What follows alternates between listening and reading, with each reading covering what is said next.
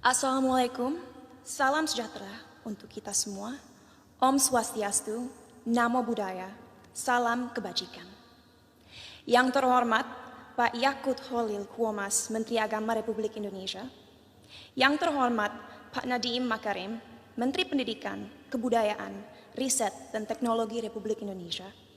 Yang terhormat Pak Muhammad Tito Karnavian, Menteri Dalam Negeri Republik Indonesia yang hari ini diwakili oleh Dirjen Polpum Bapak Dr. Bahtiar Masters of Science. Yang terhormat Pak Muhammad Ali Ramdhani, Dirjen Pendidikan Islam. Dan yang terhormat Pak Yandri Susanto, Ketua Komisi 8 DPR RI. Yang terhormat semua tamu yang saya banggakan. Sungguh sebuah kehormatan bagi saya diundang malam ini untuk mewakili generasi muda Indonesia dalam mengekspresikan opini kami mengenai moderasi beragama. Jujur saya tidak tahu kenapa saya yang diundang malam ini untuk hadir di sini, tapi saya harap pidato yang saya buat tadi malam bisa menggerakkan hati para hadirin hari ini. Sebagai generasi Z dan milenial, kamilah generasi yang akan bertanggung jawab dalam beberapa tahun ke depan atas arah yang akan diambil negara ini untuk menjadi negara yang lebih maju, modern, sejahtera, dan tentunya terkemuka di mata dunia.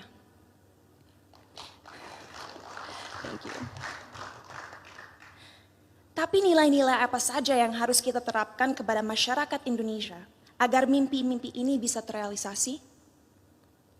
Pada saat ini, kita dalam situasi sulit, di mana adanya polarisasi dalam opini masyarakat. Terlihat jelas bahwa adanya ketidaksepakatan tentang apa yang dibutuhkan negara ini agar bisa benar-benar menjadi kesatuan yang kuat. Dalam satu sisi, generasi muda sekarang mempunyai keinginan besar untuk mempromosikan budaya dan identitas bangsa. Kami percaya akan pentingnya untuk negara-negara di luar sana melihat potensi, keunikan, dan kehebatan negara ini. Tapi di sisi lain, sampai detik ini, kita semua masih sering berkelahi dan menjatuhkan satu sama lain hanya karena perbedaan ras, suku, dan terutama agama. Bagi saya pribadi, hal tersebut sungguh ironis. Karena bukankah pasal 1 dari Undang-Undang PNPS mengatakan bahwa adanya 6 agama utama di negara ini? Bukankah moto negara ini Bhinneka Tunggal Ika, yaitu berbeda tapi satu? Tapi mengapa walaupun dengan fondasi negara yang begitu memeluk perbedaan dan toleransi, tetap saja masih ada konflik? Apa yang membuat agama mampu membuat kita melupakan inti dari identitas bangsa ini? Sebagai lulusan psikologi dan sastra Jerman, saya dari dulu memiliki kuriositas terhadap cara berpikir manusia. Oleh karena itu, pengetahuan tersebut saya perdalam dengan mempelajari filosofi. Sampai detik ini, saya tidak akan pernah lupa akan apa yang dikatakan oleh salah satu filsafat paling berpengaruh sepanjang masa, yaitu René Descartes. Ia mengatakan, manusia adalah makhluk yang finite atau terbatas, sedangkan Tuhan adalah sosok yang infinite atau tidak terbatas. Oleh karena itu, bagaimana kita sebagai makhluk yang terbatas merasa mempunyai kemampuan untuk mengerti sesuatu yang jauh di luar kapasitas kita?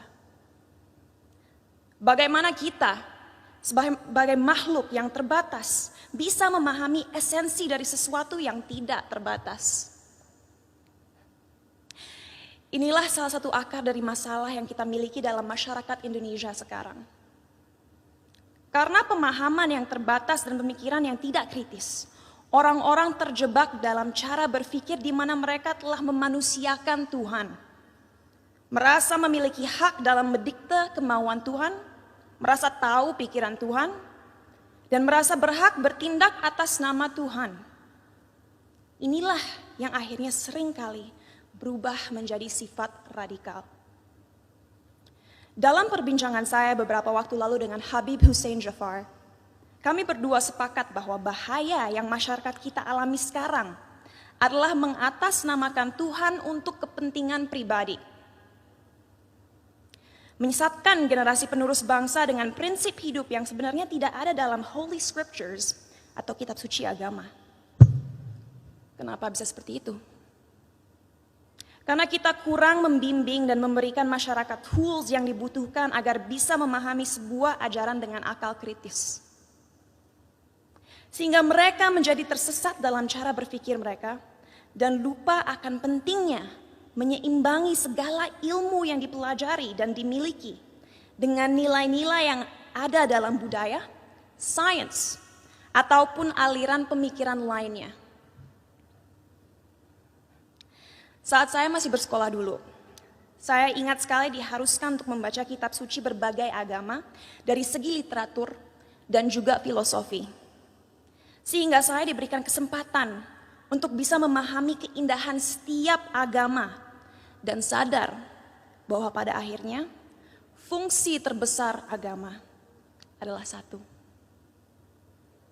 yaitu untuk membimbing kompas moral manusia. Untuk mengingatkan manusia bahwa kita harus memperlakukan satu sama lain dengan hormat. Bahwa kita harus bersyukur dan bahwa kita semua harus sadar bahwa waktu kita di dunia ini hanyalah singkat dan terbatas. Oleh karena itu, ingatlah untuk selalu menjadi seseorang yang rendah hati dan siap membantu satu sama lain. Jadi, apa yang harus dilakukan ke depannya agar bisa melawan segala kebohongan yang ada? Apa yang kita bisa lakukan untuk memberdayakan rakyat bangsa ini? Saya rasa jawabannya cukup jelas. Satu, penting sekali kita segera mengingatkan kembali saudara-saudara kita akan indahnya, kayanya, dan uniknya budaya-budaya yang kita miliki di negara ini. Sejak usia dini penting kita mengenalkan budaya negara ini tidak hanya di sekolah, tapi juga melalui media dan semua platform digital yang ada. Sebuah hal yang krusial untuk disadari bagi generasi muda akan relevannya budaya kita di dunia yang semakin modern. Our culture is cool, not old school. Kedua, ajaran agama yang ada dalam sistem pendidikan harus adil dalam merepresentasikan agama-agama yang ada di negara ini.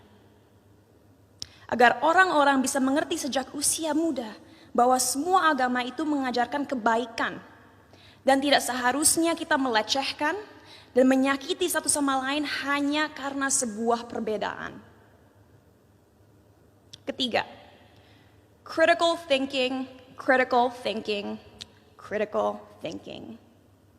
Ajarkanlah adik-adik kita untuk membaca dan mempelajari segala sesuatu dari berbagai sudut pandang. Biarkanlah mereka bertanya.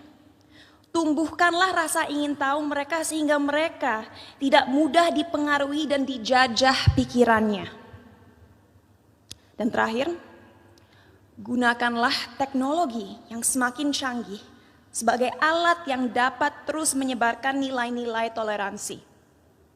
Agar negara ini bisa kembali menjadi Indonesia sejati.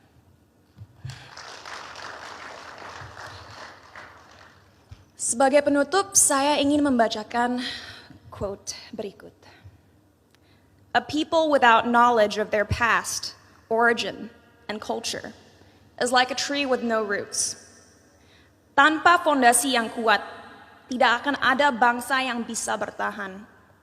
Oleh karena itu, ayo kita bersama-sama menjelmakan lambang Garuda dimanapun kita berada.